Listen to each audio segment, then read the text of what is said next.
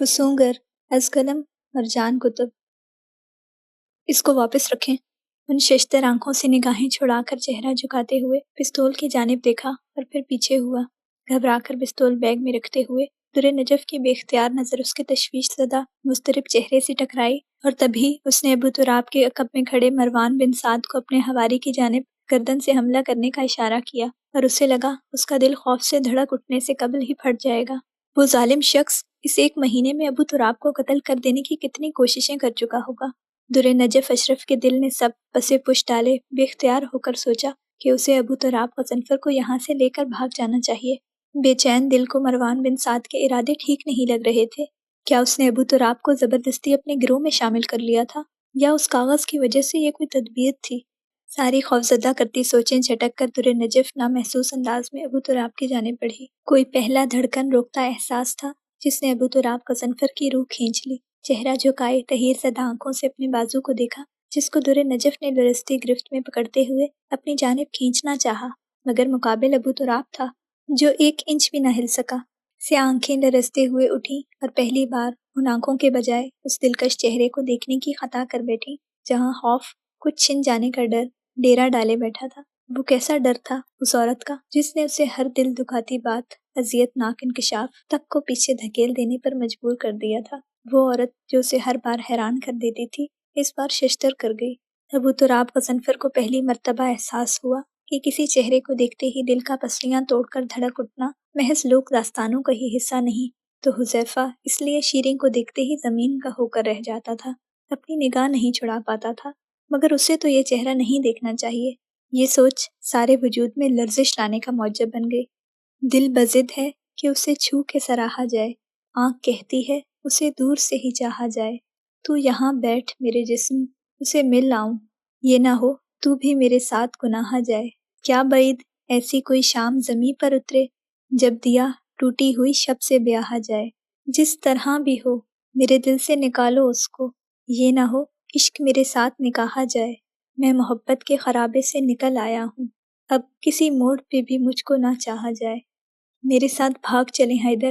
ان تحیر زدہ لرزتی سے آنکھوں میں بھیگتی آنکھیں گاڑے مدھم سرگوشی ہوئی، اور ابو تراب غضنفر کے مزاحمت کرنے کو تیار، دماغ کی مزاحمت دھری کی دھری رہ گئی۔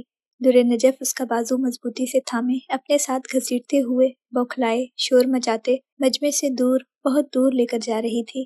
بات یہ تھی کہ ابو تراب غضنفر کے قدم اس کے پیچھے کیوں بھاگ رہے ہیں؟ وہ رک سکتا ہے، اپنے قدموں کو روک سکتا ہے۔ در نجف کے اندر اتنی طاقت اور ہمت نہیں ہے کہ اسے اپنے ساتھ گھسیٹ سکے، تو پھر کیوں؟ انی ظلمت نفسی فاغفر لی یا ربی۔ دل کی ہر دھڑکن میں یہی اعتراف گونج رہا تھا، اور سیاہ چمڑے کے جوتوں میں مقید پاؤں اپنے سے 2 قدم آگے سنیکرز کے پیچھے بھاگے چلے جا رہے تھے۔ ان 2 لوگوں کے 4 قدم بے اختیار تھے، سنہری بال ہوا میں لہراتے ہوئے اپنے عقب میں بھاگتے مرد کے چہرے سے ٹکرانے کو بے قرار ہونے کے باوجود اپنی خواہش کو لگام ڈالے ہوئے تھے۔ اس رش اور شور مسلح افراد والے بازار کو بہت دور چھوڑے مختلف گلیوں سے گزر کر وہ سانس ہموار کرنے کو رکی، اور پیچھے کھچے چلے آتے قدم بھی ٹھہر گئے۔ ہم بہت آگے نکل آئے ہیں تراب۔ ارد گرد دیکھنے کے بعد خوشی سے مغلوب ہوتے چہرے والی اس سنہری لڑکی نے پلٹ کر اس مرد کو دیکھا جو مکمل سیاہ لباس میں ملبوس بہت الجھن سے اس بازو کو دیکھ رہا تھا جس کی آستین کو خوف اور دہشت کے عالم میں تھاما گیا تھا، اور اسی لیے ابو تراب غضنفر چھڑا نہیں سکا تھا۔ اسے یہ گرفت جھٹک دینی چاہیے تھی نا، مگر اس کی بے تکلفی سے لیے جانے والے نام نے سب بھلوا دیا۔ ہم واپس بہت پیچھے چلے گئے ہیں در نجف۔ اپنا بازو نرمی سے اس کی گرفت سے نکالتے ہوئے اس نے زمانے کی مسافت لہجے میں سموئے کہتے ہوئے در نجف کا دل ایک بار پھر چرا کر اپنے بس میں کر لیا۔ مسکراہٹ سمٹی، نہ سمجھی ابھری، ہر دھڑکن ٹھہر کے اعتدال پر آنے لگی۔ کتنا پیچھے آ گئے ہیں ہم؟ سیاہ امامے والے شخص کے محبوب چہرے کی تکان نے اسے اپنی مسافت کی ساری تھکن بھلا دی۔ اتنا ہی تو پر اثر تھا وہ شخص اور اس کا پیارا چہرہ۔ 21ویں صدی سے 10ویں صدی میں اسے اپنا سانس ہموار کرنے کی ضرورت نہیں تھی، مگر نجف کو تھی، جسے بھولے وہ آنکھیں پھیلائے ناسمجھی سے اسے دیکھے گئی، جس کے چہرے کی سنجیدگی اس 1 ماہ میں سنگین صورت اختیار کر چکی تھی۔ قبل اس کے ابو تراب اس کی تشریح کرواتا، بھاگتے قدموں کی آواز پر دونوں نے پلٹ کر دیکھا، اور نجف کے قدموں سے زمین آج کے دن 1000ویں مرتبہ پھر سے سرک گئی۔ سامنے گھوڑے پر مروان بن سعد سوار تھا، جبکہ اس کے حواریوں نے پھر سے ان دونوں کے گرد گھیرا ڈالا اور پھر سے تلواریں میان سے نکلتے ہی در نجف پر تن گئیں۔ ابو تراب غضنفر کو اس عورت کے سامنے آتا دیکھ کر مروان بن سعد کی پیشانی پر شکنیں نمودار ہوئیں۔ گرفتار کرو اس عورت کو۔ سبز اور سفید لباس میں ملبوس وہ لاتعداد تلوار بردار اس کی طرف لپکنے لگے، مگر آگے بڑھتے ابو تراب نے یہ کوشش ناکام بنا دی۔ خلیفہ! بے خوفی سے چہرہ اٹھائے اس نے گھوڑے پر بیٹھے مروان بن سعد کو دیکھ کر پکارتے ہوئے گھبراہٹ کا شکار نجف اشرف کو ششدر کر دیا۔ اے خلیفے! این بانو مہمان ماست۔ خلیفہ، یہ عورت میری مہمان ہے۔ اس کے بتائے جانے پر جہاں مروان بن سعد نے نجف کو کڑی نظروں سے گھورا، وہیں نجف اس انداز تخاطب پہ چکرا کر رہ گئی۔ خلیفہ! اور یہ خبیث بڈھا کہاں سے آئی ہے جو اسے خلیفہ کی تعظیم کا علم نہیں؟ اس کے چہرے کی ناگواری جانے کا نام نہیں لے رہی تھی۔ ابو تراب نے چہرہ واپس پھیر کے حیرت سے کچھ نہ سمجھتی نجف کو دیکھا۔ وہ اس کی ناسمجھی سمجھ سکتا تھا، مگر ابھی اس کی ناسمجھی اور پریشانی رفع کرنے سے بڑا مسئلہ سر اٹھائے کھڑا تھا۔ الہند! اس کے ایک لفظی جواب پر مروان بن سعد کے تاثرات میں تبدیلی آئی، جبکہ نجف کا منہ محاورتاً نہیں حقیقتاً کھل گیا۔ الہند؟ یہ دیار ہند سے یہاں اتنی دور کیا کرنے آئی ہے؟ مروان بن سعد کی کھوجتی نظروں کے عین سامنے تن کر کھڑا تھا، اس لیے اس کی نظر اب نجف تک نہیں جا سکتی تھی۔ طبیب ہیں، دنیا بھر سے طب سیکھنے کی خواہش میں یہاں تک آئی ہیں۔ بات سنبھالنے کو جو بات بنائی، اس پر مروان بن سعد نے اپنے آدمیوں کو ہاتھ کے اشارے سے تلواریں نیچے کرنے کا حکم دیا۔ تلواریں نیچے ہوتے ہی نجف کا رکا سانس بحال ہوا۔ یہ یہاں کے اطوار سے واقف نہیں ہیں۔ ابو تراب نے مزید کہا۔ مروان بن سعد نے گھوڑے کو 2 قدم آگے بڑھا کر اس عورت کو دیکھا، جو چہرے پر ڈھیروں ناسمجھی اور حیرانگی لیے ابو تراب غضنفر کو دیکھ رہی تھی۔ اگر اسے علم سکھانا ہے تو یہاں کے اطوار سے واقف کراؤ ابو تراب۔ اس کی سخت تنبیہ پر نجف کی نظریں ابو تراب کی نیم رخ چہرے سے ہٹ کر اٹھتے ہوئے اس تک گئیں، جو گھوڑے پر بیٹھا ناپسندیدگی سے اسے دیکھ رہا تھا، اور پھر اپنے گھوڑے کو ایڑ لگا کر آگے بھگا لے گیا۔ اس کے جاتے ہی وہ تلوار بردار بھی اپنی تلواریں میان میں ڈالے ایک قطار بنائے مارچ کرتے ہوئے اس راستے کی جانب بڑھ گئے جہاں گھوڑے نے اپنی دھول چھوڑ دی تھی۔ ان سب کے جاتے ہی منظر میں پھر سے خاموشی چھا گئی۔ ابو تراب نے پلٹ کر اسے اب کی فرصت اور اپنی ذات کی اصل سنجیدگی کے ساتھ دیکھا، جو چہرہ پھیرے دھول اڑاتے راستے کو نہ سمجھی اور حیرانگی سے دیکھ رہی تھی۔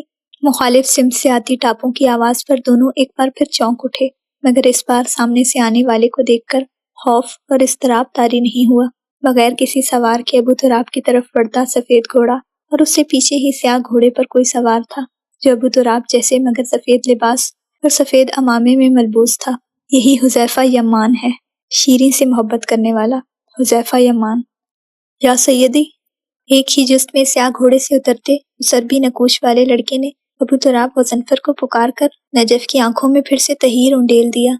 یہی عورت نما وہ مخلوق ہیں جنہوں نے خلیفہ سے بدتمیزی کی۔ اس کی جانب شہادت کی انگلی سے اشارہ کرتے ہوئے وہ ایسی چمکتی مسکراہٹ سے اسے آنکھیں پھاڑ کر دیکھتے ہوئے کہہ رہا تھا جیسے وہ دنیا کا 8واں عجوبہ ہو۔ ابو تراب نے نرمی سے اس کی شہادت کی انگلی پکڑ کر نیچے کی، جبکہ در نجف کو اعصاب توڑتی حیرت کو خود سے دور پٹخ دینا پڑا۔ تمہارے اس مروان بن سعد نے پہلے میرا راستہ روکا تھا، اور میں دنیا کا 8واں عجوبہ نہیں ہوں جو ایسے آنکھیں پھاڑے دیکھ رہے ہو۔ کچھ نہ سمجھتے اور جانتے ہوئے بھی اس کی وضاحت کڑی تھی۔ اس کے یوں چٹک کر بولنے پر حذیفہ کی مسکراہٹ سمٹی۔ سوالیہ نظروں سے مضطرب سے ابو تراب غضنفر کو دیکھا۔ ابو تراب بغیر وضاحت دیے نجف کی جانب متوجہ ہوا۔ اسے جلد از جلد نجف کو یہاں سے واپس بھیجنا تھا۔ یہاں وہ نہیں رک سکتی، اسے یہاں نہیں ہونا چاہیے۔ آپ یہاں کیسے آئی ہیں؟ اس کے اردو میں کیے جانے والے سوال سے زیادہ لہجے میں ایسی حیران باز پرس تھی جو انسان کو اندر تک جھنجھوڑ دے۔ تبھی نجف کے وجود میں ارتعاش ہوا۔ چہرہ پھیر کے اسے دیکھا جو اسے ہی دیکھ رہا تھا۔ سیاہ اور سنہری آنکھوں کا اس سارے ہنگامے میں پہلی بار فرصت طلب کوئی اسم بانٹتا ٹکراؤ ہوا، اور ہمیشہ کی طرح سیاہ نظریں جھک کر راستہ بدل گئیں۔ سنہری آنکھیں البتہ اسی چہرے کو دیکھے گئیں جو انہیں 1 مہینے بعد دوبارہ دیکھنے کو میسر آیا تھا، اور آیا بھی تو کیسی کیسی مشکلات کے بعد تھا۔ حذیفہ نے بڑی حیرت سے اپنی سیدی کی آنکھوں، لہجے اور چہرے کی تفکر کو دیکھا اور ٹھٹک گیا۔ یہ عورت کون ہے آخر، جس کی سمت نہ دیکھنے کی چاہ کے باوجود بھی وہ جھجک کر دیکھتے ہیں اور نہ دیکھ کر بھی متوجہ ہیں؟ پیچھے سب آپ کے لیے پریشان ہیں، آپ یہاں کیوں ہیں؟ حذیفہ کی بغور دونوں کو دیکھتی نظروں سے بے نیاز اس نے بھی اردو میں سوال کے بدلے سوال ہی کیا۔ اس کے سوالوں کے جواب ہمیشہ گول کر جاتی تھی۔ اسے شاید خود احتسابی سے ڈر لگتا ہے۔ یہ میرا دور ہے در نجف، میں کسی بھی دور میں چلا جاؤں واپس پلٹ کر یہیں آؤں گا۔ اس کی مبہم بات دل کو نافہمی سے متعارف کروانے والی تھی۔ نجف کے اندر سے کسی نئے احساس نے سر اٹھایا۔ وہ احساس کم فہمی کا تھا۔ کیا آپ کا اور میرا دور مختلف ہے؟ وہ جو دیکھ رہی تھی، جو ابو تراب اسے سمجھانا چاہ رہا تھا، اسے نظر انداز کیے اس نے نہ سمجھی کو ہی اپنی ڈھال بنا کر سوال کیا۔ کیا اپنی آنکھوں سے دیکھنے کے باوجود بھی آپ کو یقین نہیں آ رہا کہ آپ کا اور میرا دور مختلف ہے؟ سنجیدہ بھاری آواز نے در نجف کی سنہری آنکھوں کو غمزدہ کر دیا۔ نہیں، یہ سب فریب ہے، اس کا تخیل۔ ہمارا دور کیسے مختلف ہو سکتا ہے؟ اسے یہ فی الحال کے لیے بھول گیا۔ نہیں، اس نے پس پش ڈال دیا کہ وہ ابو تراب غضنفر سے شدید ناراض ہے، مگر اسے یہ بھی بھول گیا کہ وہ موصل شہر سے بہت دور نکل آئی ہے۔ آپ 21ویں صدی کی ہیں۔ دو ٹوک بات کرنے کی غرض سے حذیفہ کی کھوجتی نظروں سے نگاہ ہٹا کر چہرہ یوں ہی ہلکا سا جھکائے اس کے سامنے آیا۔ حذیفہ کو تشویش ہونے لگی۔ کیا تعلق ہو سکتا ہے اس عورت کا اس کے سیدی سے؟ اور آپ؟ در نجف جانتی تھی کہ یہ سوال وہ نہ جانے کب سے اس شخص سے پوچھنا چاہتی ہے۔ میں بہت پرانا، انتہائی قدیم ہوں۔ اس کی بے چین وضاحت پر در نجف کے مبتلا دل کو دھکا لگا۔ ایسے کیوں کہہ رہے ہیں؟ وہ پوچھنا کچھ اور چاہتی تھی مگر ہونٹوں سے کچھ اور نکل گیا۔ ابو تراب نے لمحے بھر کو چہرہ مزید جھکائے، آنکھیں بند کی اور پھر آہستگی سے جھکا سر اٹھایا۔ کیونکہ میرا تعلق 10ویں صدی سے ہے در نجف۔ قدرت آسمان سر پر لا گراتی تو دکھ اور حیرت نہیں ہوتی، مگر قیامت توڑنے والے ہاتھ ابو تراب غضنفر کے ہوں گے اسے اندازہ نہیں تھا۔ ناراض رب کی جانب سے دیا جانے والا یہ زخم بہت شدید تھا، اتنا شدید کہ وہ زندگی میں پہلی بار چکرا کر رہ گئی۔ آنکھوں کے آگے آتی دھند کو جھٹک کر اس نے ابو تراب غضنفر کے اٹھے چہرے کے سپاٹ تاثرات دیکھے۔ ان کا نام در نجف ہے؟ حذیفہ کے پر اشتیاق سوال پر بھی ایک دوسرے کو دیکھتے نفوس کا ارتکاز نہیں ماند ہوا۔ مجھے آپ کی ایک بات بھی سمجھ نہیں آ رہی۔ سر جھٹکتے ہوئے اسے احساس ہوا کہ نہ جانے کتنے گھنٹوں سے پیدل چلنے اور بھاگنے کی وجہ سے شدید تھکاوٹ کا شکار ہے، اور اس خیال کے آتے ہی اس کا سارا وجود پھوڑے کے مانند دکھنے لگا۔ ضرورت نہیں سمجھنے کی، آپ واپس جا رہے ہیں۔ اس کی اگلی بات اس دل کو مسل کر رکھ دینے والی تھی جو اس کی خاطر نہ جانے کتنے عرصے سے بغیر تھکے دھڑکے چلا جا رہا تھا۔ اس کے قدم بے جان ہونے لگے۔ ابو تراب اس سے نظریں پھیر چکا تھا۔ پھر سے، میں اتنا لمبا سفر طے کر کے یہاں آئی ہوں اور آپ مجھے جانے کا کہہ رہے ہیں؟ یہ کہتے ہوئے اس کے پورے وجود میں ہی نہیں، آواز میں بھی تھکاوٹ کھل گئی جس کا ادراک جان لیوا تھا۔ ابو تراب پر بے بسی غالب آنے لگی، تبھی پلٹ کر اس کی جانب پشت کر لی۔ نہیں کرنی چاہیے تھی۔ یہ دور آپ کا نہیں ہے، آپ یہاں کی نہیں ہیں، اس لیے قبل اس کے اپنا جملہ مکمل کرتا کسی چیز کے زمین پر آ گرنے کی آواز پر تیزی سے چہرہ پھیرا اور ایک لمحے کو اس کا سانس تھم گیا۔ بکھلا کر آگے بڑھتے حذیفہ نے ابو تراب کے سفید پڑتے چہرے کو دیکھا جو نہ جانے کیسے تاثرات پر زمین پر گر کر ہوش سے بیگانہ عورت کو دیکھ رہا تھا۔ پھر جو دیکھا تو وہاں کچھ بھی نہیں تھا، ہم فقط آنکھ جھپکنے کے گنہگار ہوئے۔ ابو تراب اخی، اس کے شانہ ہلائے جانے پر ابو تراب نے چہرہ پھیر کر اسے مضطرب نظروں سے دیکھا۔ شیریں کو بلا کر لاؤ حذیفہ۔ اس کے مدھم حکم پر حذیفہ یمان کی ایک لمحے کو دھڑکن رکی اور پھر وہ واپس قدموں سے گھوڑے کی جانب بڑھا، مگر اس پر بیٹھنے سے قبل پلٹ کر ابو تراب کو دیکھا جس نے اپنا سیاہ امامہ اتار کر کھولا اور گھٹنوں کے بل زمین پر بیٹھتے ہوئے سیاہ چادر اس بے حس و حرکت پڑے وجود پر یوں ڈالی کہ نہ زمین پر پھیلے سنہری بال نظر آئیں اور نہ ہی وہ چہرہ۔ حذیفہ نے گھوڑے کو ایڑ لگا دی۔ حذیفہ کے جاتے ہی گہرا بوجھل سانس لیتے ابو تراب نے چہرہ پھیر کے اپنے سے چند قدم پاس چہرہ جھکائے کھڑے گھوڑے کو دیکھا اور پھر اس کی آنکھوں اور پیشانی کے درمیان شفقت سے ہاتھ پھیرنے لگا۔ دلدل، یہ یہاں تک کیسے آ گئی؟ اس کے مدھم سوال پر دلدل نے مزید اپنا سر اس کی جانب جھکا لیا، مگر ابو تراب غضنفر کا خیال بھٹک بھٹک کر اپنے اس خواب کی طرف جاتا جس میں اس کو ایک خاص نوید کی گئی تھی۔ تو کیا یہ اسی نوید کی شروعات ہے؟ ماتھے پر آب بکھرتے بالوں کو پیچھے کرتے ہوئے اس نے خاموشی سے چہرہ آسمان کی جانب اٹھایا جہاں دھوپ پہلے کی نسبت کم ہو گئی تھی، اور پھر سیاہ چادر میں مخفی ساکن وجود کو دیکھا۔ ذہن و دل اس ناممکن انہونی پر ابھی تک ششدر تھے، مگر کہیں اندر سانس لیتے وجدان کے کسی حصے کو جیسے سب خبر تھی۔ تبھی ہر جا دبیز خاموشی طاری ہو گئی، وہی خاموشی جو اب ہی کے ساتھ آتی ہے۔ عالم تخلیق کے اس حیرت کدے میں اے عدم، جس کو جتنی آگہی تھی اتنا خاموش تھا۔ فارمیسی سے دوائیاں لے کر نکلتے ہی اس نے روڈ کراس کرنے کو مخالف سمت میں دیکھا، تبھی کالونی کے نیند اندھیرے میں ڈوبے پارک میں اسے جو ہیبلا بینچ پر بیٹھا نظر آیا جس نے رومان کے قدم ساکت کر دیے۔ पार्किंग में जाना भूलकर तेज कदमों से पार्क में आई और वहां स्ट्रीट पोल की रोशनी ने उसके गुमान की तस्दीक कर दी। वो कंबर अली ही था जो रात के इस वक्त यहाँ नीम अंधेरे में बैठा था। पहले उसने सोचा कि वापस पलट जाना चाहिए, मगर उम्मे रोमान हर शय को नजरअंदाज किए उसकी जानिब बढ़ी जिसका चेहरा झुका हुआ था। कंबर, उसकी तस्दीक मांगती पुकार पर कंबर अली के साकत वजूद में इर्ताश हुआ और फिर उसने आस्तिकी से चेहरा उठाया। उम्मे रोमान उसके चेहरे के मुज़महिल तासुरात और आंखों की थकन पर तफक्कुर का शिकार हो गई, मगर कंबर अली रात के इस वक्त कम से कम उम्मे रोमान की हकीकत में मौजूदगी तस्वुर नहीं किए हुए था। वो ख्याल में थी, मगर मुजस्सिम सामने ही आ जाएगी ये नहीं सोचा था। तुम यहाँ क्या कर रही हो? उम्मे रोमान की परेशानी को देखते हुए उसने संभल कर हैरानगी से कहा, जबकि कुछ पूछने को तैयार रोमान खामोश हो गए। आप यहाँ क्या कर रहे हैं? उसके संजीदा सवाल पर कंबर अली ने नजरें उस चेहरे से चुरा कर अपने गर्दन पर हाथ रखते हुए दाएं बाएं की। बस घर जाने लगा था, कहकर उठ खड़ा हुआ। उम्मे रोमान को उसकी आवाज कदरे मुख्तलिफ लगी, जैसे वो न जाने कब से यूं ही खामोश बैठा रहा हो। ये आपके घर का रास्ता तो नहीं है? उस सादगी से कहे जाने वाली बात पर नीम अंधेरे में इर्द गिर्द देखती आंखें उस तक आईं, जो चेहरे पर ढेरों परेशानी लिए उसे देखते हुए आसूदा कर गई। वो उसके लिए मुतफक्किर होती है। हाँ, मगर तुम्हारे घर का तो है। ये कहना चाहता था मगर कह नहीं सका। वो ये नहीं कह सकता था। रोमान चंद पल खामोशी से उसके जर्द चेहरे को देखती रही।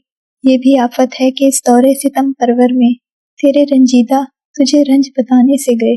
दुरे से बात हुई, उसे मौजू तब्दील करना पड़ा। कंबर के अंधेरे में कुछ तलाशती नजरें उस तक आईं और बेसाख्ता नफी में सर हिलाया। कुछ दिन पहले वो ईरान जाने की बात कर रही थी।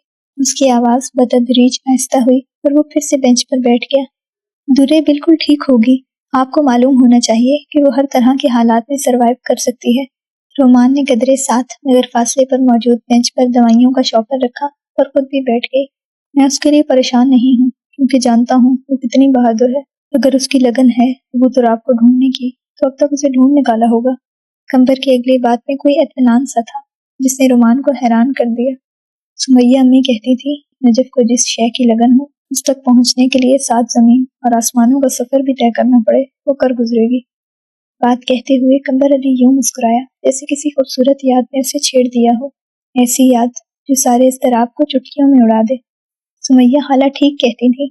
रोमान के लहजे में मुस्कुराहट थी, मगर कंबर ने उसे चेहरा फेर कर नहीं देखा। वो अब चेहरा उठाए मध्यम रोशनी में नहाए पार्क को देख रहा था। नजफ को अब तक अबू तुराब भाई मिल गए होंगे ना?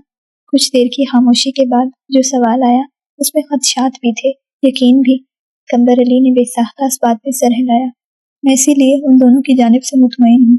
गहरा सांस फिजा के सुपुर्द करके उसने आस्तिकी से कहा, तो फिर आप परेशान होकर यहाँ क्यों बैठे हैं? रोमान की तशवीश ज़दा सवाल पर कंबर को बेसाख्ता चेहरा फेर के उसे देखना पड़ा। घर जाने का दिल नहीं कर रहा, उसने यासियत से कहा, जबकि रोमान उसके थकते चेहरे से नजरें नहीं हटा सके। तो फिर ताशी खाला की तरफ चले जाएं।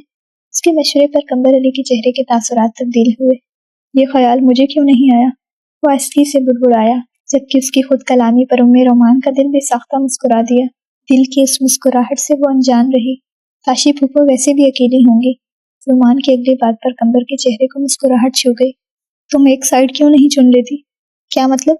उसकी नासमझी पर कंबर की नीम तारीखी में भूरी लगती आंखें चमकने लगी। कभी तुम ताशी खाला कहती हो तो कभी फूफो। कंबर को अपनी जानिब मुतवज्जे पाकर उसने नजरें फेर ली। बाबा से उनका बहने वाला रिश्ता था, तभी आदत है अभी तक। आदत तो जाते जाते जाती है, रोमान ने सादगी से कहा। चंद पल तक दोनों के दरमियान खामोशी रही, तो फिर रोमान को लगा उसे यहाँ से चले जाना चाहिए। ज़किया आंटी को कॉल करके ज़रूर बताना, वरना परेशान होंगी। रोमान ने उसे नरम याद दहानी करवाई और दवाइयों का शॉपर पकड़े उठ खड़ी हुई। मैं उनका बेटा थोड़ी हूँ जो वो परेशान होंगी। चेहरा झुका रखे कंबर ने मध्यम सा कहते हुए रोमान को चौंका दिया। कुछ ना समझी से उसने पलटकर कंबर को देखा। जितने मर्जी नाराज हो, लेकिन आपको ऐसा नहीं कहना चाहिए। कंबर ने उस नरम तंबीह पर चेहरा उठाया। कंबर अली की आंखों में उसका मुतफक्किर दिलकश शख्स लरसने लगा। वो मेरी स्टेप मदर है। उसकी अगली बात पर से आंखें तहीर से फैल गईं। क्या मतलब?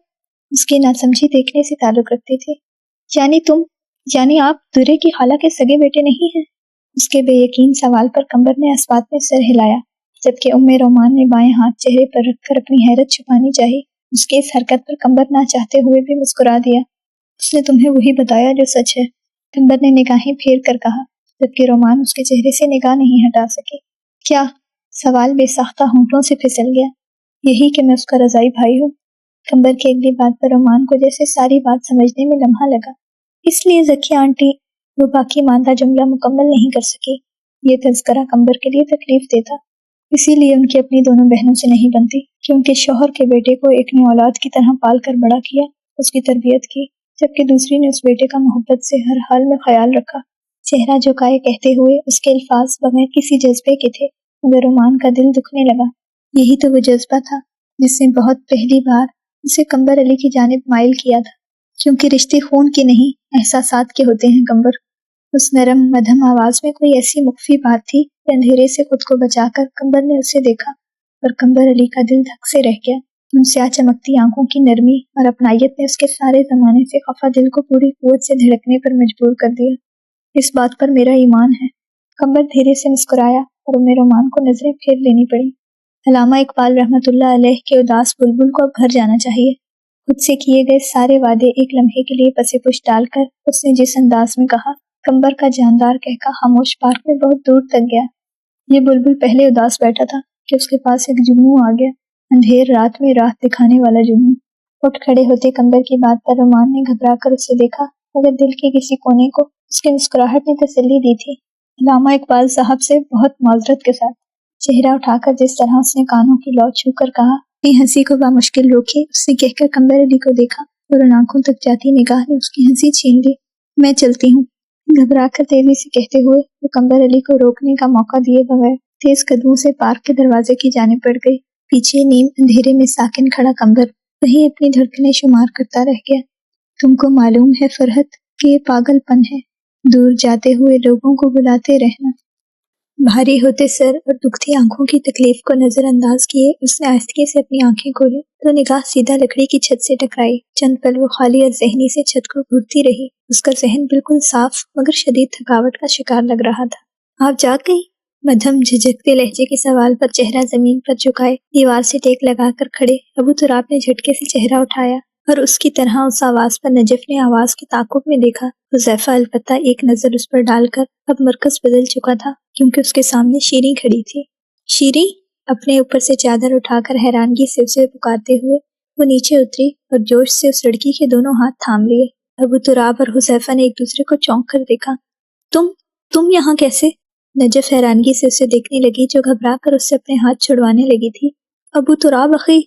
शीरी ने घबरा कर अपने हाथ नजफ से छुड़वाकर कुछ नासमझी से देखते अबू तुराब को पुकारा, जबकि नजफ ने बेख्तियार चेहरा फेरा और निगाह सीधी उस तक जैसे ही गई।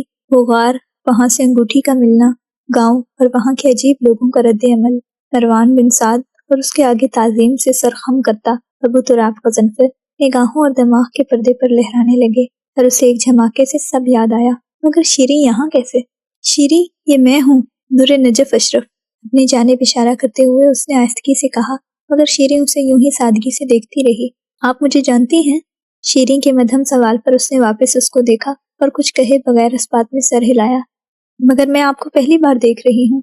शीरी की अगली बात पर नजफ की उसी हिस्स ने उसे चौकन्ना किया जिसने मौसल शहर के उस खामोश गांव में दाखिले के वक्त भी उसे खबरदार किया था। सामने खड़े शीरी सकलैन की आंखों की अजनबियत इस कदर असली थी कि एक पल को वो ठटक गई। बेसाख्ता निगाह शीरी के घबराए चेहरे से होते हुए नीचे तक गई। वो उसी रवायती इराकी लिबास में मलबूस थी जिसमें नजफ ने इस गांव में दाखिले के वक्त सबसे पहले एक औरत को देखा था।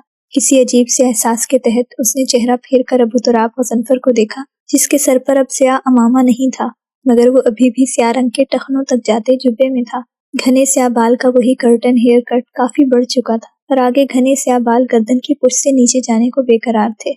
उसकी नजरों में ऐसी बेयकीनी और नासमझी थी कि अबू तुराब गजनफर को उस तक आना पड़ा। दुर्रे नजफ! उसकी नरम पुकार पर जमा तफरीक करते जहन की हरकत थम गई। मैकेनिकी अंदाज में अबू तुराब को देखा, जो बहुत तफक्कुर और तशवीश से उसे देख रहा था। तभी चंद कदम अबू तुराब गजनफर की जानिब बढ़ी और फिर उसके सामने आ रुकी। अबू तुराब गजनफर को अपनी उठी नजरें झुका लेनी पड़ी। शीरी यहाँ क्यों है? मैं यहाँ क्यों हूँ? उसके सवाल पर स्याजू की आंखों ने उठना चाहा। आप यहाँ क्यों हैं? आखिरी मध्यम, बहुत मध्यम सवाल पर स्याह पलकों में इर्ताश हुआ। सांस रोके दुर्रे नजफ उस झुके चेहरे को देखे गई।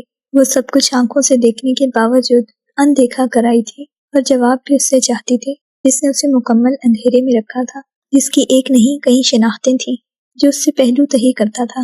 شیریں اور میں یہاں اس لیے ہیں کیونکہ یہ ہمارا زمانہ ہے۔ جھکا رکھے سر والے مرد کی وہ بات در نجف کا دل کسی انہونی کے احساس سے سکڑ کر پھیلا۔ مگر یہ آپ کا زمانہ نہیں تو آپ یہاں کیسے آئی ہیں؟ اگلے بھاری سنجیدہ سوال پر در نجف کا دل اپنی ساری رفتار بھول کر دم ساتھ گیا۔ خاموشی پر سے آنکھیں اٹھی اور سنہری آنکھوں سے ٹکرا گئیں جو تحیر سے پھیلی ہوئی تھیں، جن کے پار کوئی جذبہ سانس لے رہا تھا۔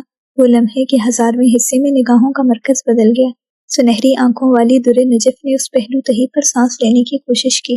دریا کے اضطراب کو مانتا ہوں دوست، لیکن جو میری روح کے اندر ہے، ہائے ہائے، میں یہاں شوق سے نہیں آئی۔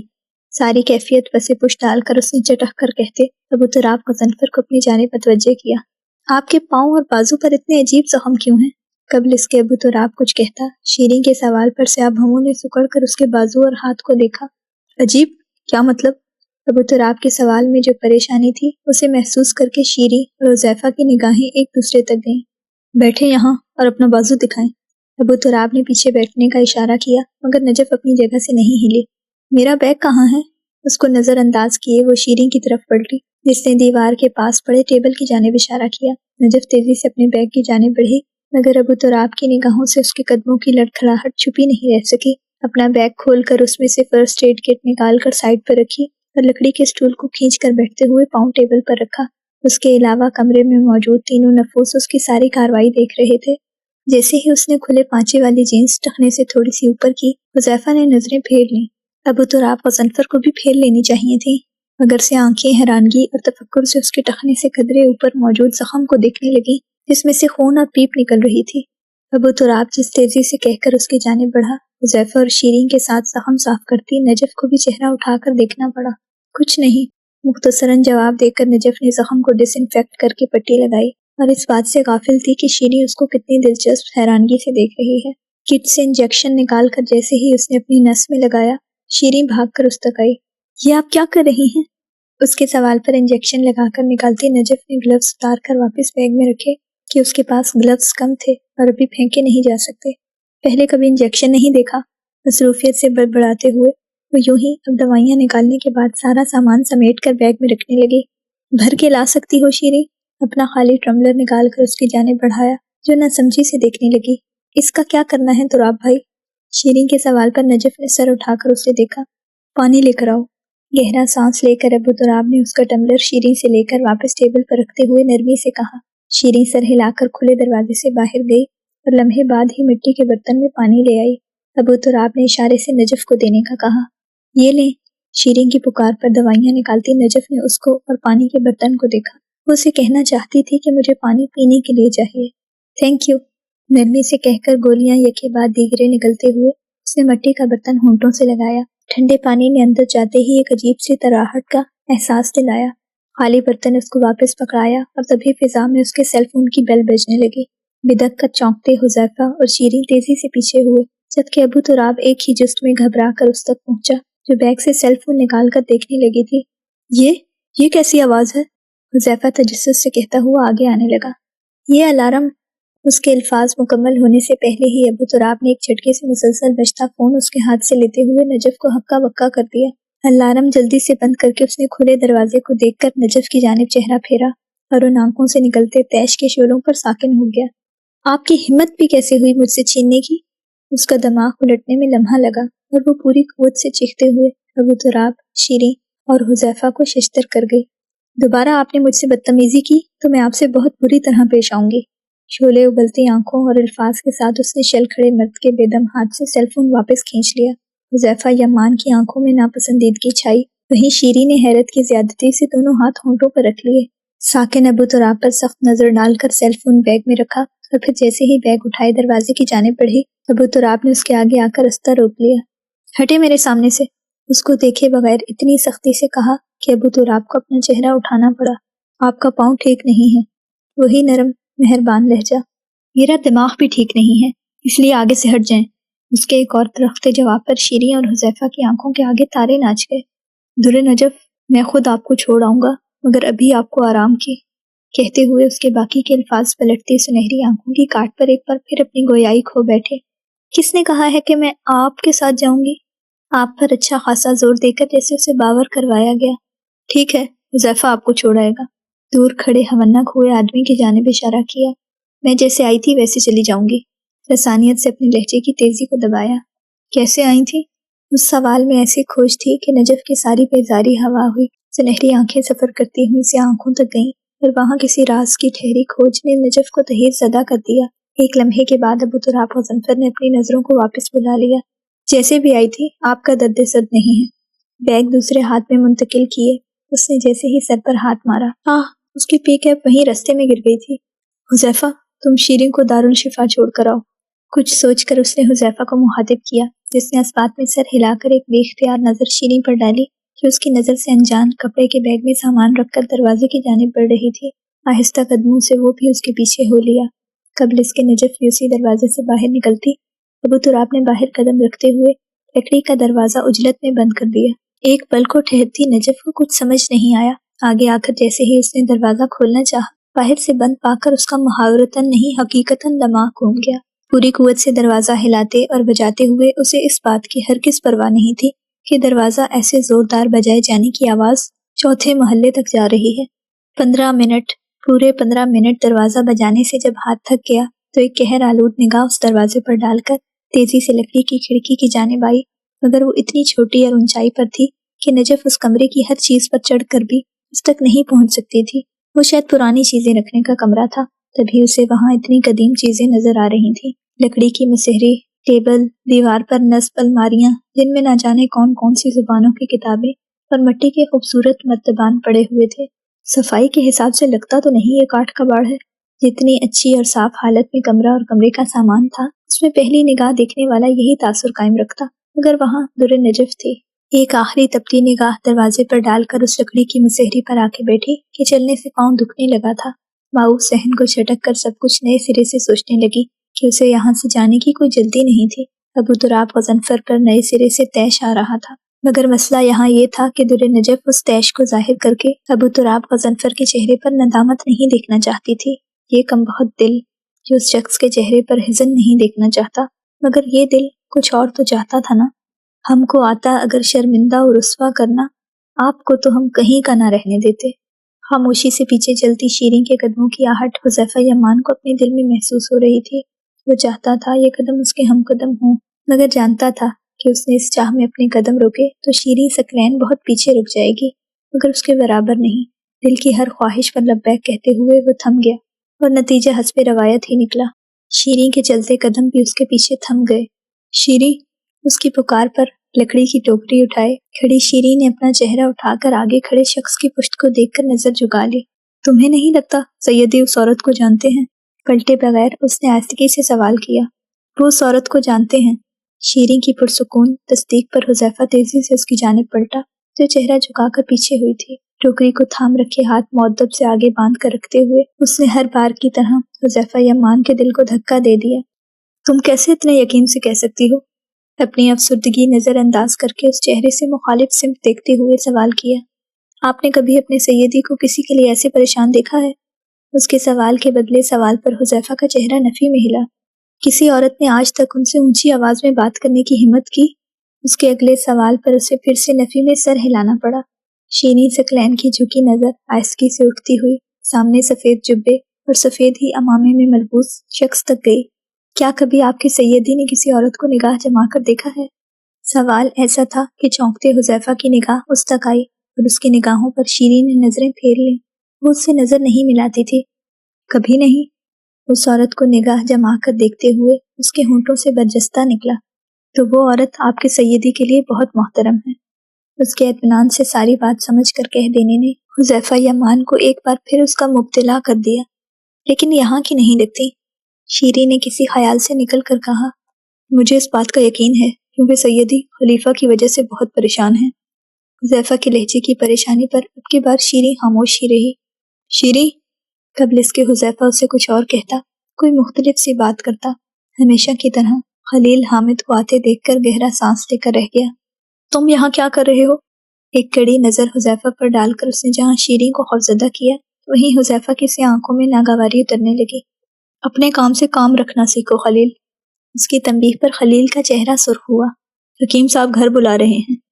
اس کے حکم جھاڑتے انداز کو حذیفہ یمان نے بڑی مشکلوں سے ضبط کیا۔ شیریں اسبات میں سر ہلائے تیزی سے حذیفہ کے پاس سے اس آگ برساتی دوپہر میں بھی ٹھنڈے جھونکے کی مانند گزر گئی۔ خلیل کی کڑی نظروں کے باوجود حذیفہ خود کو پلٹ کر اسے دیکھنے سے نہیں روک سکا۔ اس سے تیز قدموں سے دور جاتی شیریں ثقلین اس کے اختیار کے مدار سے بھی دور جاتی جا رہی تھی۔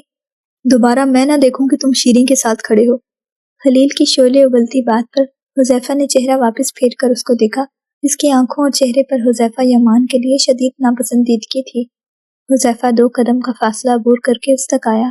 خلیل نے ناگواری سے چہرہ اٹھا کر اپنے سے لمبے قد کے شخص کو گھورا، جس کا اونچا حسب نصب اس کو تلملانے پر مجبور کر دیتا تھا۔ اپنے ذہن کا فطور اپنے تک ہی محدود رکھا کرو خلیل حامد، اور دوبارہ تم نے شیریں سے اس لہجے میں بات کی تو تمہارے حکیم صاحب کے سامنے زبان کھینچ لوں گا۔ کڑی تنبیہ سے زیادہ اس کا لہجہ آگ لگا دینے والا تھا۔ تم، خلیل حامد نے تیش سے کچھ کہنا چاہا، مگر حذیفہ یمان نے اس کے کندھے کو اپنی مضبوط شکنجے میں لے لیا۔ وہ تمہاری پھوپھو زاد ہے، تمہاری محکوم نہیں۔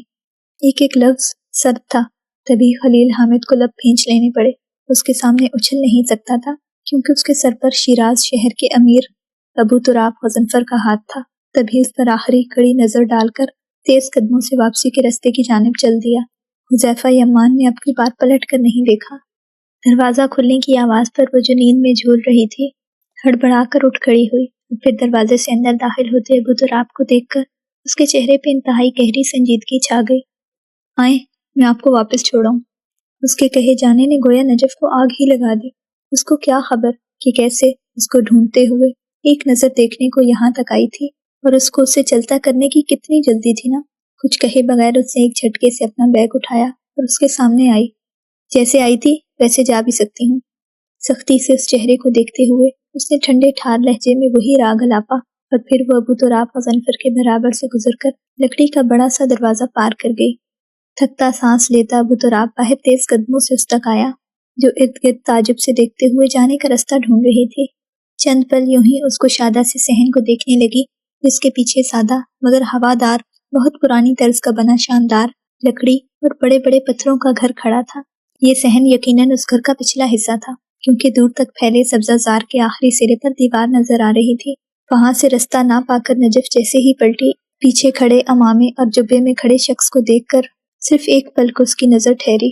عین اسی وقت حذیفہ یمان کی اگلے سرے سے آمد ہوئی، جو سفید اور گہرے بھورے رنگ کے گھوڑے کی لگام تھامے آ رہا تھا، وہیں ٹھہر گیا۔ ابو تراب غضنفر کو اس عورت کے آگے بازو پھیلائے راستہ روکتے دیکھ کے اس کی سماعتوں میں شیریں کا پر یقین لہجہ پھر سے تازہ ہوا۔ یا سیدی!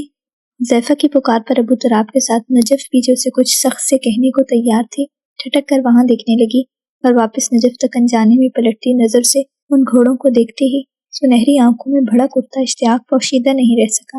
ابو تراب کی عدم توجہی پر حذیفہ گھوڑے لیے آگے آیا، اور سفید گھوڑے کی ہنہناہٹ پر ابو تراب نظریں پھیرے پلٹا اور سفید گھوڑے کے چہرے اور پشت پر ہاتھ پھیرنے لگا۔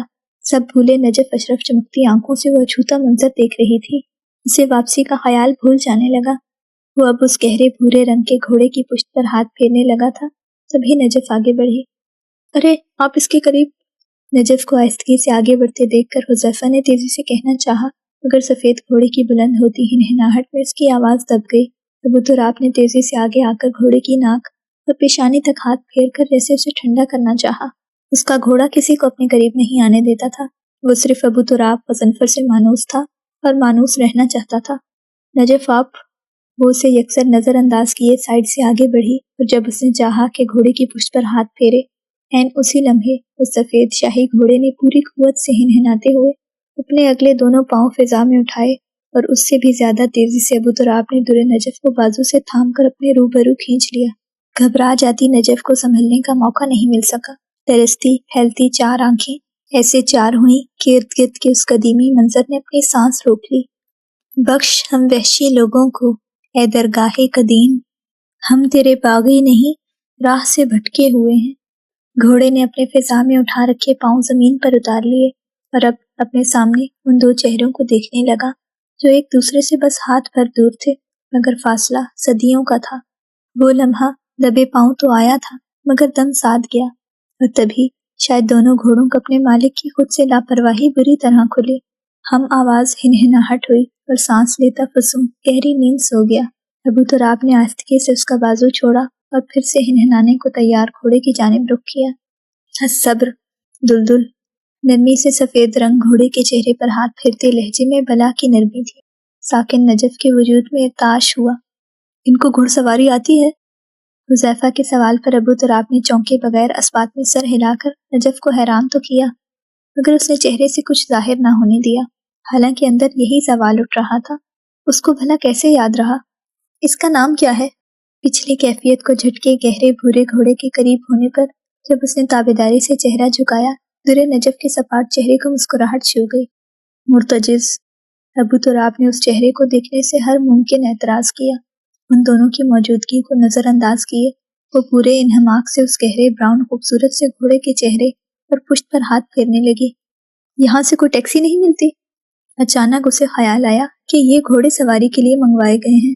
کیا چیز؟ حذیفہ کو سمجھ نہیں آئی، مگر ابو تراب نے پلٹ کر اس کو دیکھ کر مزید سوال جواب سے روک دیا۔ میں ان کو منزل تک چھوڑ کر آتا ہوں، تب تک سفر کے انتظام دیکھو۔ اس کا کندھا تھپک کر ہدایت دی گئی، جس پر حذیفہ اسبات میں سر ہلا کر تیزی سے پلٹنے لگا، مگر پھر کسی خیال سے نجف کی جانب پلٹا۔ امید ہے آپ واپس نہیں آئیں گی۔ وہ جو گھوڑے کی جانب متوجہ تھی چونک کر اس آدمی کی سنجیدگی دیکھنے لگی۔ جی؟ لمحہ لگا اس کے چہرے پر ناگواری چھانے میں اور ابو تراب کو سنبھلنے میں۔ حذیفہ! اس کی نرم تنبیہ پر حذیفہ نے سر جھٹکا۔ کوئی آپ سے اونچی آواز میں اختلاف کرے مجھے ہرگز نہیں پسند، آپ جانتے ہیں سیدی۔ حذیفہ نے چہرہ جھکائے کہتے ہوئے ابو تراب کو مسکرانے پر مجبور کر دیا۔ وہ اسے بہت لاڈ میں اپنائیت میں آ کر سیدی، اخی یا برادر کہتا تھا، جبکہ نجف کا چہرہ خفت سے سرخ ہوا۔ تمہارے سیدی میرے لیے اتنے اہم نہیں ہیں کہ میں ان سے اختلاف کرتی پھروں۔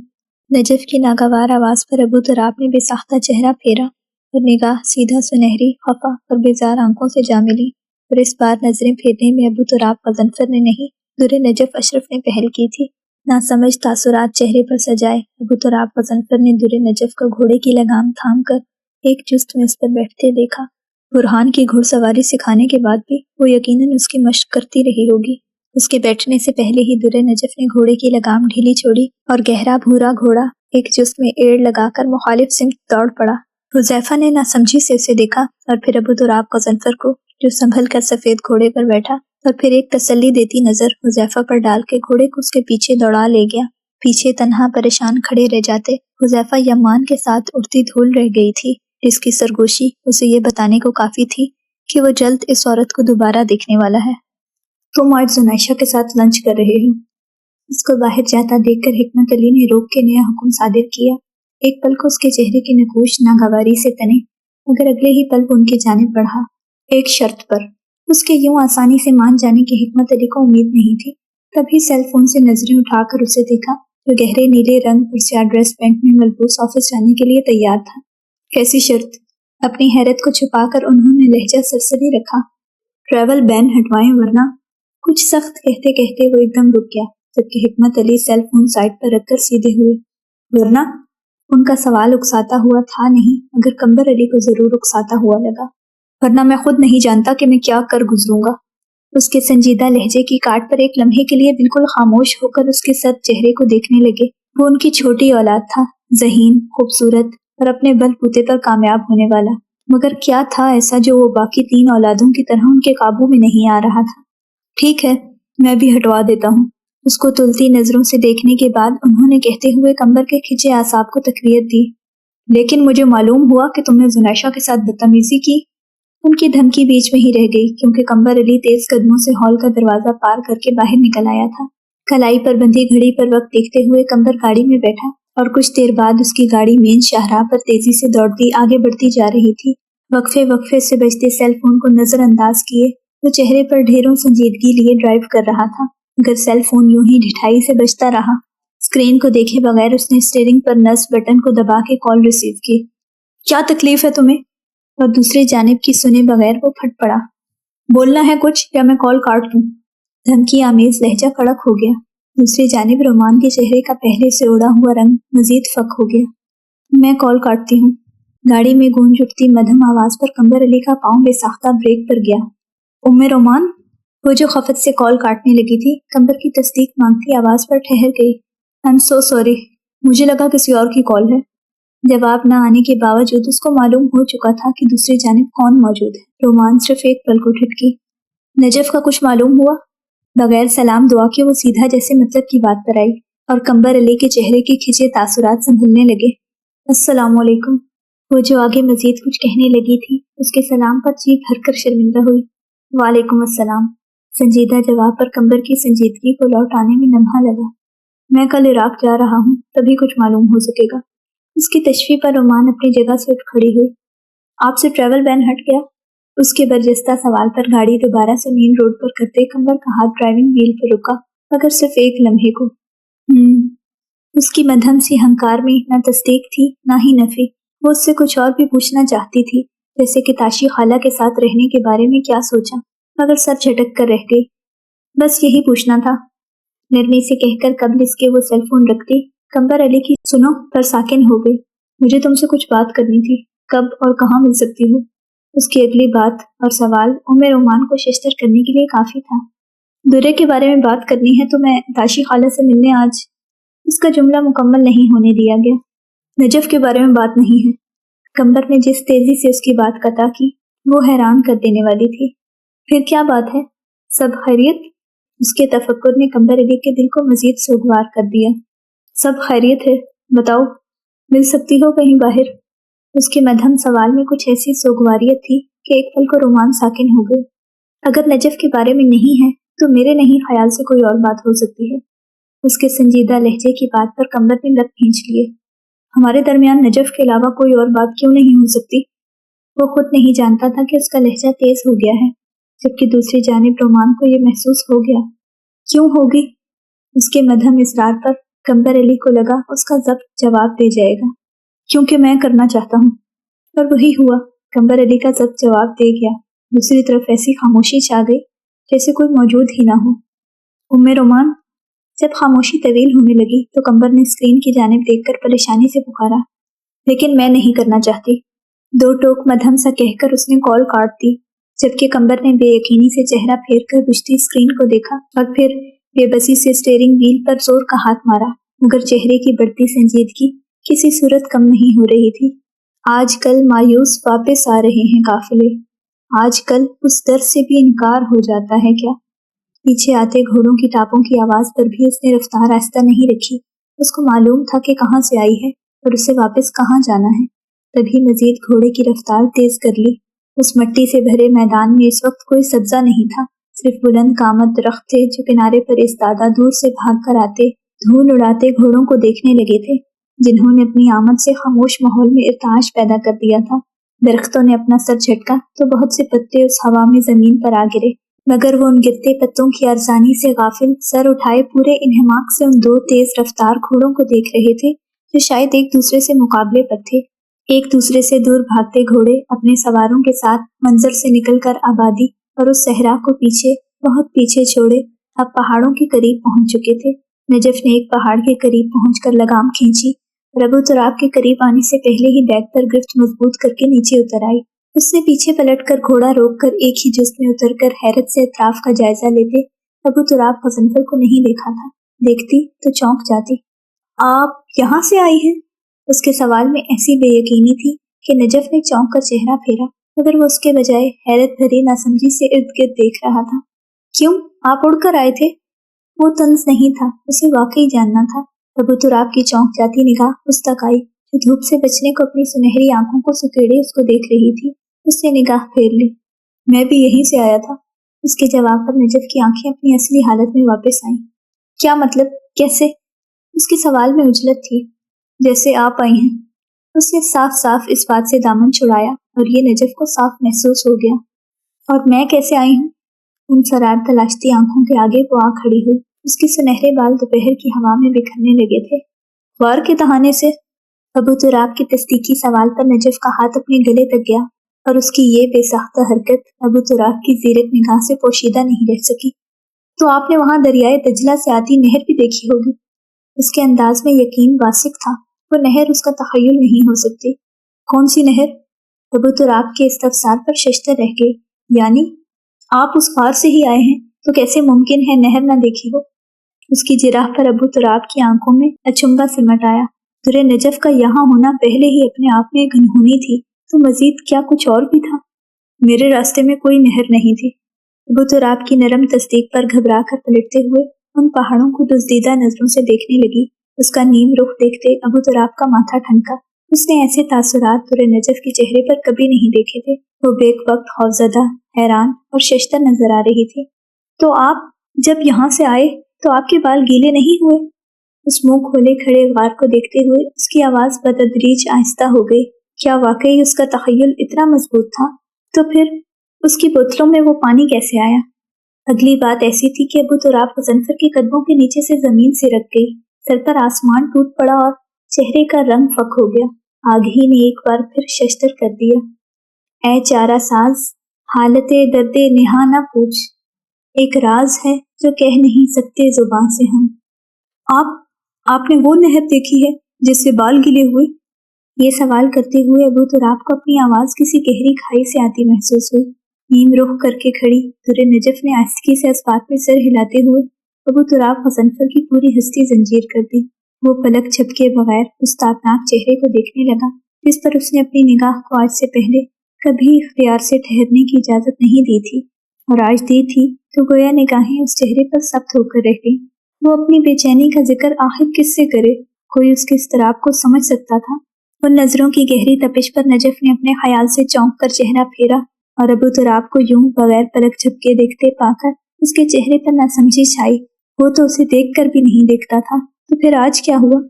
दोस्ता, इन दिनों मैं बड़ी बेसकूनी में हूँ। बेसकूनी का मत पूछ क्या है, बला है। वो उसे गोया पहली बार देख रहा था। पहली बार उसकी निगाह वापसी का रास्ता भूलकर उस औरत को बेयकीनी के गहरे गर्दाब से झांक कर देख रही थी। उसको यूं ही अपने चेहरे पर निगाह जमाए आगे बढ़ते देखकर दुर्र नजफ के चेहरे की रंगत तब्दील हुई। उसका चेहरा न जाने धूप की तमाज़त से सुर्ख होने लगा था या उन हैरान आंखों की तपिश पर जो न जाने क्यों अपनी नजरें झुकाए रखने की आदत से बरखिलाफ उस औरत को खोजने पर बजित थी। आप कौन हैं?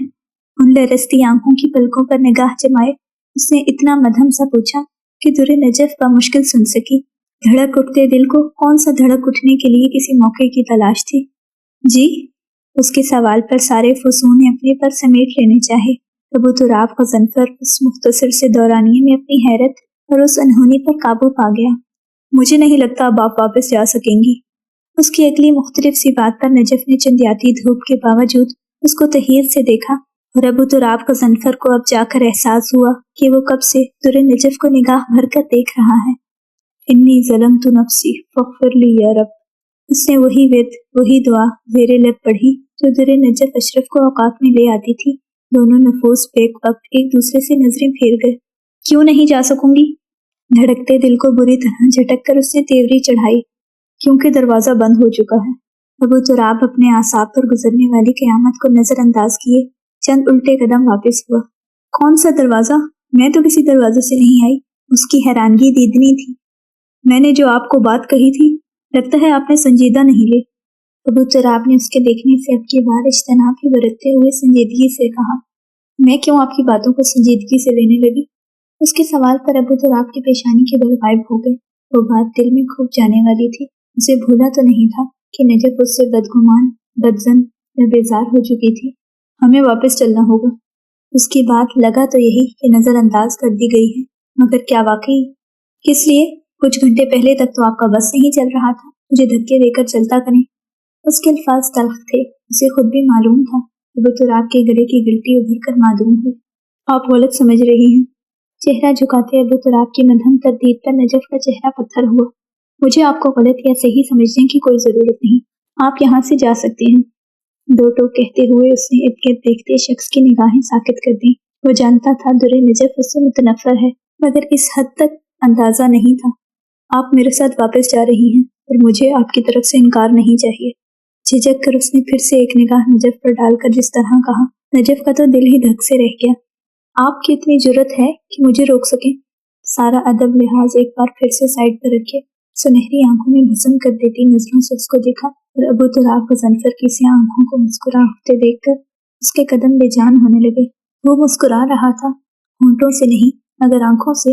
हाँ, नजफ यकीन से कह सकती है। वो उसकी रिबन लेने वाली हरकत कैसे भूल सकती है? میں نے کہا تھا آپ کو کہ کسی کی جرت و ہمت کو نہیں آزماتے۔ باور کرواتے انداز کے ساتھ ابو تراب غضنفر کی آنکھوں میں پہلی بار کوئی بہت عجیب مگر فسوں خیز یا پھر دلکش منظر دیکھا۔ سامنے کھڑی عورت کا چہرہ تیزی سے گلاب رنگ ہو گیا اور ابو تراب غضنفر کا دل کہیں اندر خود کے بچاؤ کے لیے ہاتھ پیر مارتا رہ گیا۔ اس کے سامنے کھڑی دیدہ دلیر عورت بھی کیا عورت تھی، پل میں تولا پل میں ماشا، اور پھر سے وہی ہوا۔ ایک دیوار کے سائے پہ لڑے ہیں دونوں، اور اب دھوپ کے پہلو میں کھڑے ہیں دونوں۔ موسم میں گل کی فغاں ہو کہ ہو پت جھڑ کا سکوت، مجھ سے درویش پہ موسم یہ کڑے ہیں دونوں۔ دل سے دھڑکن ہے تو دھڑکن سے سلامت دل ہے، ایک دوجے کے سہارے پہ کھڑے ہیں دونوں۔ دونوں سردار تھے جیدار قبیلوں والے، کوئی جیتا ہے کہ بے جان پڑے ہیں دونوں۔ پھول جوڑے میں سجا آگ میں اور آگ جلے، جبکہ ایک پیڑ کی ٹہنی سے جڑے ہیں دونوں۔ عزت نفس نے جذبات کو روکا ہوا ہے، اپنی اپنی جگہ بےتاب بڑے ہیں دونوں۔ ایک مقبوضہ حویلی پہ ہے جھگڑا اپنا، حق کسی کا بھی نہیں، ضد پر اڑے ہیں دونوں۔ ضعف عشرت کی نگینے ہوں کہ غم کے پتھر، زندگی نامی انگوٹھی میں جڑے ہیں دونوں۔ میں نہیں جاؤں گی آپ کے ساتھ۔ نجف جانتی تھی اسے ہر طرف نہیں ہونا چاہیے، مگر وہ اپنا حساب کیسے آسانی سے جانے دے، اور میں آپ کو اپنے ساتھ ہی لے کر جاؤں گا۔ اگلے کا جواب بھی بغیر کسی دیر کے سختی سے آیا اور دھمکا کر آیا۔ در نجف نے جھٹکا کھا کر اسے بے یقینی سے دیکھا، جو اس کے دیکھتے ہی گھوڑوں کی جانب دیکھنے لگا تھا۔ کوئی زبردستی ہے؟ اس کے اندر کی باغی نجف سر اٹھانے لگی۔ زبردستی نہیں، التجا ہے، درخواست ہے، وہ بولا تو لہجہ موم سے زیادہ نرم تھا، حالانکہ اسے یاد تھا کہ غیر عورت کے سامنے لہجہ نرم نہیں، سخت اور دو ٹوک ہونا چاہیے۔ سنہری آنکھیں ڈرس کر اٹھنے گرنے لگیں۔ میرے ساتھ چلیں در نجف، آپ کو معاملے کی سنگینی کا اندازہ نہیں ہے۔ وہ سنجیدہ اور دو ٹوک ہوا تو نجف کا اندر باہر سنجیدہ ہو گیا، مرجھا گیا۔ کیا تھا اگر جو ابو تراب غضنفر کوئی تسلی، معافی تلافی نہ سہی مگر وضاحت کے دو بول کہہ دیتا۔ ٹھیک ہے کہہ کر اس کے برابر سے گزر کر مرتجز نامی گھوڑے تک آئی اور کسی ماہر گھڑ سوار کی طرح ایک ہی جست میں اس پر سوار ہو کر لگام تھامے ابو تراب غضنفر کو دیکھا، جو وہیں ایستادہ چہرہ اٹھائے اسے بے یقینی سے دیکھ رہا تھا، گویا اسے بھی نجف کی آسانی سے مان جانے کی امید نہیں تھی۔ جیسے ہی مجھے معاملے کی سنگینی کا اندازہ ہوا، میں اپنا راستہ الگ کر لوں گی ابو تراب غضنفر صاحب۔ اس کا چہرہ جھکا ہوا، جبکہ مقابل ساکن کھڑے مرد کے اٹھا رکھے چہرے پر صرف ایک پل کو ملال کی آمیزش ابھری اور دوسرے ہی پل در نجف گھوڑے کو آگے بھگا لے گئی۔ سیاہ امامے والے شخص نے ایک پل رک کر کنپٹی مسلی اور لمحے کی دیر کے بعد اس کا گھوڑا بھی پیچھے اڑتی دھول چھوڑ کر آگے کی جانب دوڑنے لگا۔ بچھڑتے وقت ڈھلکتا نہ گر ان آنکھوں سے، اس ایک اشک کا کیا ملال رہ جاتا۔ تھکن بہت تھی مگر سایہ شجر میں جمال، میں بیٹھتا تو میرا ہمسفر چلا جاتا۔ آج اس کا اسٹیشن میں دن بالکل بھی اچھا نہیں گزرا، بلکہ یہ کہنا صحیح ہوگا کہ جب سے نجف گئی تھی اس کا کہیں بھی نہ دن اچھا گزر رہا تھا نہ ہی دل لگ رہا تھا۔ گو کہ اسے نجف کی جانب سے تسلی تھی، یا پھر وہ تاشی خالہ کو تسلیاں دیتے دیتے خود ان کی باتوں کو دل سے لگائے پریشان ہونے لگی تھی۔ اوپر سے قمبر کی آخری فون کال نے اس کے رہے سہے اوسام بھی خطا کر رکھے تھے۔ کیا اس نے عام سی بات کی تھی؟ وہ جتنا اس بات کو عام ظاہر کرتی سمجھتی، مگر قمبر علی کا لہجہ ہرگز عام نہیں تھا، اس لہجے کو جھٹلایا نہیں جا سکتا تھا۔ یہاں کیوں کھڑی ہو؟ اس دوستانہ سوال پر وہ جو اپنی سوچوں میں مگن تھی، جھٹکا کھا کر پلٹی اور عقب میں اطمینان سے کھڑے قمبر کو دیکھ کر حیران رہ گئی۔ اس کا یہاں آنا حیران کن تھا، مگر اس کا انداز اور اس کے تاثرات اس سے بھی زیادہ۔ یہ سوال مجھے آپ سے پوچھنا چاہیے۔ اس کے کڑے سوال پر ہمیشہ کی طرح قمبر نہیں گڑبڑایا۔ میں نے کل تم سے کہا تھا کہ مجھے بات کرنی ہے۔ اس کا اطمینان دیکھنے سے تعلق رکھتا تھا اور عمان وہی دیکھے گئی، اور میں نے کہہ دیا تھا کہ مجھے نہیں کرنی۔ وہ ویسے ہی سنجیدہ رہی، مگر قمبر کا آج ہرگز ارادہ نہیں تھا اس کی سنجیدگی کو خاطر میں لانے کا۔ تم مت کرو، صرف میری سن لینا۔ اس کی اگلی بات پر اس نے قمبر کو ناسمجھی سے دیکھا۔ ایسی کون سی بات ہے جو آپ مجھے بتانے پر بضد ہیں؟ جانے کا ارادہ ترک کرتے ہوئے اسے یکسوئی سے قمبر علی کی جانب متوجہ ہونا پڑا۔ ہم کہیں بیٹھ کر بات نہیں کر سکتے؟ چند پل اس کے چہرے کی سنجیدگی کو دیکھتے رہنے کے بعد اس نے آہستگی سے کہا، نہیں، مگر تردید آہستگی سے نہیں آئی۔ تم میرے معاملے میں اتنی سخت اور سنجیدہ کیوں ہو جاتی ہو؟ قمبر علی کے لہجے کی تشویش بجا تھی रोमान को फौरन अपने चेहरे के तासुरात दुरुस्त करने पड़े। ये बात करनी थी। उस सवाल पर कंबर उसे देख कर रह गया। उसके सामने खड़ी औरत क्यों उसको देखते ही इतनी संजीदा और सख्त हो जाती है, ये बात उसके लिए मुअम्मा थी जिसे वो सुलझाना चाहता था, मगर रोमान का ऐसा कोई इरादा नहीं था। अगर तुम मुझसे इसलिए इतनी संजीदा और उकताई हुई रहती हो कि मैं तुम्हारी जानिब मुतवज्जा न हूं तो। रोमान ने तहीर से चेहरा फेर कर उसे देखा, जो उसके देखते ही अपनी बात अधूरी छोड़ गया। तो ऐसा मत करो रोमान। कोई इस्तादा थी या अनकही ख्वाहिश कि रोमान का दिल धक से रह गया। तुम इंसान के दिल को नहीं जानती, जो ऐसी शख्स की तरफ हमकता है जो उसे नजरअंदाज करे, उससे बेजार होकर दूर भागे। और देख लो, मेरा दिल भी तुम्हारे जानिब मुतवज्जा हो जाता है। उन हैरानगी से फैली सी आंखों में देखते हुए उसने कुछ ऐसे जज्ब से आखिरी बात कही कि रोमान का दिल कई जीने नीचे फिसलता चला गया। वो ये बात कंबर अली से ख्वाब में भी सुनने का नहीं सोच सकती थी। दिल बजिद है कि उसे छू के सराहा जाए, आंख कहती है उसे दूर से ही चाहा जाए। तू यहाँ बैठ मेरे जिस्म उसे मिल आऊं, ये ना हो तू भी मेरे साथ गुनाहा जाए। क्या बैद ऐसी कोई शाम जमीन पर उतरे, जब दिया टूटी हुई शब से ब्याहा जाए। जिस तरह भी हो मेरे दिल से निकालो उसको, ये ना हो इश्क मेरे साथ निकाहा जाए। मैं मोहब्बत के खराबे से निकल आया हूँ, अब किसी मोड़ पे भी मुझको ना चाहा जाए। तुम, आपका दिमाग तो दुरुस्त है। सब कुछ भुलाए वो पूरी कुव्वत से गुर्राई और कंबर अली बेख्तियार घबरा कर कई कदम पीछे हुआ। रिलैक्स यार, मैं। परेशानी से उसने कुछ मजीद कहना चाहा। खबरदार, जिससे आगे आपने मजीद कुछ कहा वरना। से आंखों का तेज कंबर अली की समझ से बाहर था। तभी उसके गुस्से को भुलाए फिर से वापस उसके ऐन सामने आया। वरना क्या? रोमान तो क्या, कंबर अली खुद भी अपने लहजे की हट धर्मी पर सुन रह गया। वरना आपका दिमाग ठिकाने लगाने में मुझे सिर्फ 2 सेकंड लगेंगे। अपनी हैरत पर काबू पाए 2 कदम पीछे होकर नजरों का जाविया बदल गए। कंबर अली उस दिल को प्यारे लगते चेहरे को देखता रहा। तुम्हें मसला मेरी तवज्जो तुम पर होने से है या मैं तुम्हें इतना बुरा लगता हूँ? उसको 2 कदम पीछे हटते पाकर उसे पूछना पड़ा। वो ये पूछना चाहता था, आर यू सीरियस? एक कमिटेड इंसान किसी गैर के सामने इतना दीदा दिलेर होने की हिम्मत भी कैसे कर सकता है? न जाने उसे क्या बुरा लगा था जो उसने ऐसी सख्त बात कह दी कि कंबर अली का रंग वाजे मांग पड़ गया। गो कि ये बात सच थी, मगर उसे इस बात की तस्दीक रोमान से नहीं दरकार थी। तुम गैर नहीं हो रोमान। उसकी सारी ललकार को भुलाए उसने कहा भी तो क्या। रोमान पलकी झपकाना भूले उसे देखी गई, जो उस तब्दील के बाद खुद भी बौखला गया था। मैं तुमसे बहुत अहम बात कहने आया था, मगर तुम्हारे अंदाज देख के लग रहा है अगर मैंने कह दिया तो तुम मेरे कत्ल से भी दरेर नहीं करोगी। उन रात से काली आंखों में देखना आसान नहीं था, जो बेयकीनी से उसे देख रही थी। तभी उसने चेहरा फेर लिया।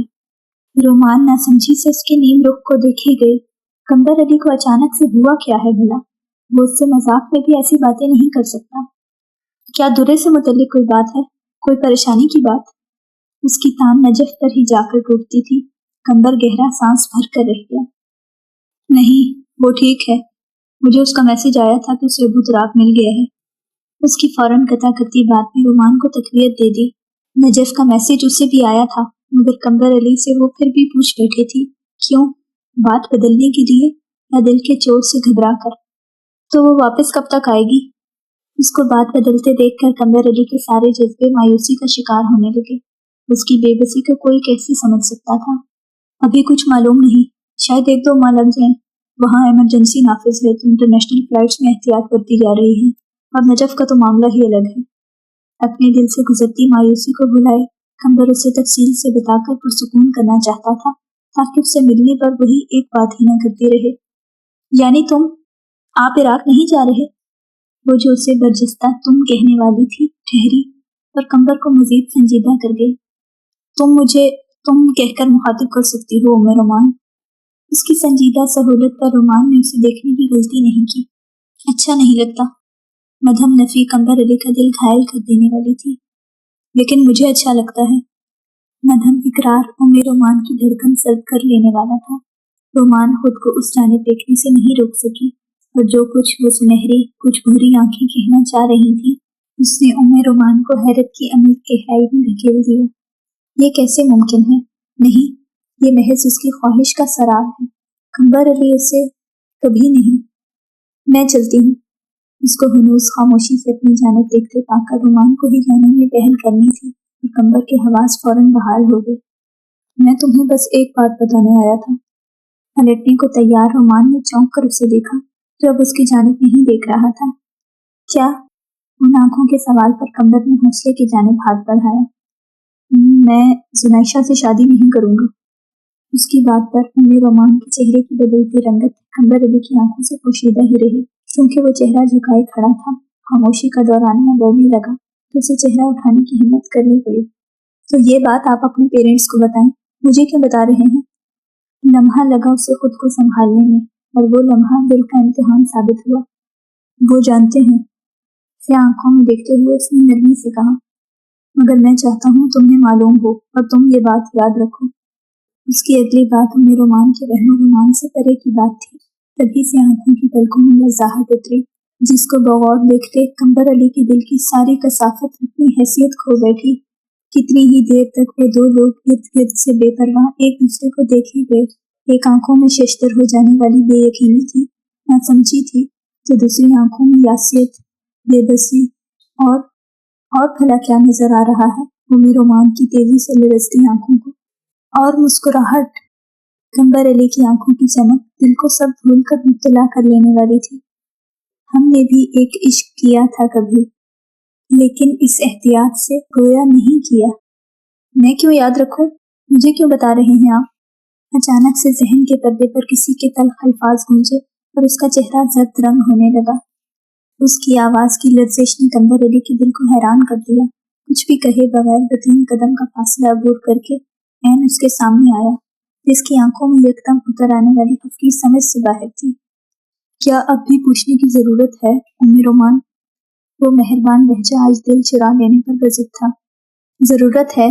آپ کو شرم نہیں آتی منگنی شدہ ہو کر کسی دوسری عورت کے سامنے ایسے الفاظ کہتے ہوئے؟ وہ جانتا تھا کہ رومان کو اس کے الفاظ برے لگیں گے، غصہ کر سکتی ہے، مگر یہ اندازہ نہیں تھا کہ وہ یوں دہش سے پھٹ پڑے گی۔ قمر علی کا چہرہ سرخ ہوا، جبڑے سختی سے بھینچے۔ قمر کو رومان نے چہرہ جھکاتے دیکھا۔ میں دوبارہ ایسی بات آپ سے نہیں سننا چاہتی۔ اگر پھر سے آپ نے مجھے کچھ بھی ایسا کہا تو میں کوئی لحاظ نہیں کروں گی۔ آپ کمیٹڈ انسان ہیں قمر، سختی سے کہتے کہتے آخر میں اس کا انداز بڑوں کی طرح سمجھاتا ہوا، یاد دہانی کرواتا ہوا ہو گیا۔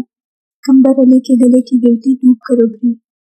وہ کیسے اس عورت کو سمجھائے؟ اب اس سے زیادہ کیسے واضح الفاظ کا استعمال کرے؟ میں نے تم سے کوئی غلط بات نہیں کی۔ اس کے یوں جم جانے کی رومان کو امید نہیں تھی۔ یہ تو کوئی اور قمر تھا اس کے سامنے۔ آپ کو شرم آنی چاہیے قمر۔ ایک عورت کو اپنے ساتھ کمیٹڈ رکھ کر آپ کسی دوسری عورت کے ساتھ ایسی ذو معنی باتیں کر رہے ہیں۔ اس کی حیرت بہت زیادہ تھی، جس کا اظہار اس کے چہرے ان چمکتی آنکھوں سے بخوبی ہو رہا تھا، جس نے قمر علی کے دل کو اتنی کثافت کے باوجود دھڑکنے میں معاونت عطا کی تھی۔ اور وہ دھیرے سے مسکرا دیا۔ جانتا تھا کہ مسکرانا نہیں چاہیے، اور اس کی مسکراہٹ پر رومان کا دل دھک سے رہ گیا۔ آپ نے مجھے مایوس کیا ہے، میں آپ کو بہت بہتر سمجھتی تھی۔ گہرے افسوس سے کہتے ہوئے قمر علی کی پوری ہستی زنجیر کر کے تیزی سے پلٹی۔ رومان، اس کو خود سے یوں بدگمان دور جاتے دیکھنا دل کچلے جانے کے مترادف تھا۔ تبھی وہ سکتے سے نکل کر اس کے پیچھے بھاگا۔ رومان، پلیز میری بات سنو۔ پیچھے آتے قدموں کو نظر انداز کیے وہ پارکنگ لاٹ میں آ کر اپنی گاڑی میں بیٹھی اور ٹھہر جاتے قمر علی کی آنکھوں کے سامنے سے گزر گئی۔ بالوں میں بے بسی سے ہاتھ پھیرتے قمر کو کوئی راستہ سجھائی نہیں دے رہا تھا۔ رومان کے سامنے دل کی بات کہہ دینا اتنا مشکل تو تھا ہی، مجھ سے بدگمان اور مایوس ہو کر گئی ہے۔ یہ احساس چین و سکون چھین لینے والا تھا، وہ سکون جو پہلے سے ہی قمر علی کی زندگی میں مفقود تھا۔ میں کس کے ہاتھ تھاموں گا برسر وحشت، میں کس کا ہو کے رہوں گا جو میرا تو نہ ہوا۔ جاری ہے۔